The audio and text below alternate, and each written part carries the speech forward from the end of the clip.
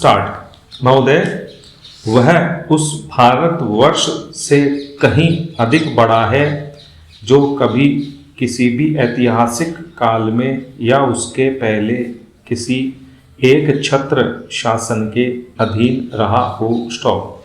आप जानते हैं कि भारतवर्ष इतना बड़ा देश है, पर संसार के और बड़े बड़े देशों की सैनिक शक्ति के सामने उसकी शक्ति बहुत कम है। स्टॉप।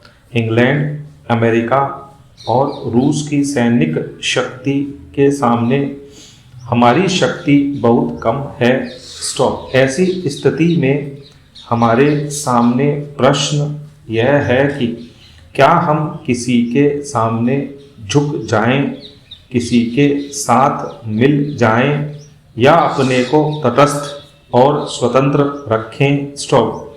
किसी के साथ मिल जाने का अर्थ यह हो सकता है कि हमें उसके प्रभाव या उसकी शक्ति का लाभ मिले, परंतु उसका परिणाम भयंकर हो सकता है। स्टॉप। यदि उन पर कभी संकट आया तो हम पर भी आएगा। स्टॉप। यदि हम अलग रहते हैं तो हम अपने पैरों पर खड़े होकर अपनी शक्ति से बहुत कुछ कर सकते हैं। स्टॉप। हमारे प्रधानमंत्री ने इसी नीति को अपनाया है, और यद्यपि आरंभ में हमारे अपने देश में ही बहुत से लोगों ने इसको नहीं समझा था, पसंद नहीं किया, परंतु आज हम देख रहे हैं कि उसका परिणाम क्या हो रहा है। स्टॉप।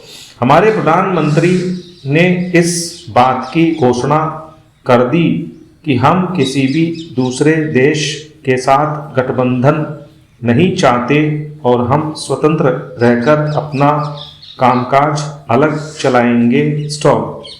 हमारे बहुतेरे लोगों ने यह समझा कि यदि हम किसी बलशाली देश से मिले तो कुछ नहीं तो कम से कम आर्थिक सहायता तो मिलेगी। स्टॉप।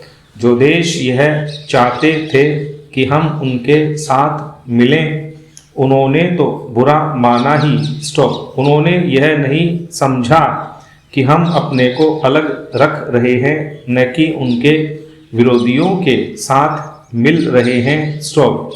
जैसे जैसे समय बीतता गया, धीरे धीरे उन्होंने भी हमारी विदेशी नीति को समझा। स्टॉप। आज संसार के लोग मानने लग गए हैं कि भारतवर्ष अपने दृष्टिकोण पर स्थित है। स्टॉप। पेरा। इतना ही नहीं बल्कि एक नए देश को, जिसे स्वतंत्र हुए अभी 55 वर्ष ही हुए हैं, जो स्थान मिल सकता है, उससे कहीं ऊंचा स्थान हमको मिल गया है, और हमारा उत्तरदायित्व भी बढ़ गया है। स्टॉप।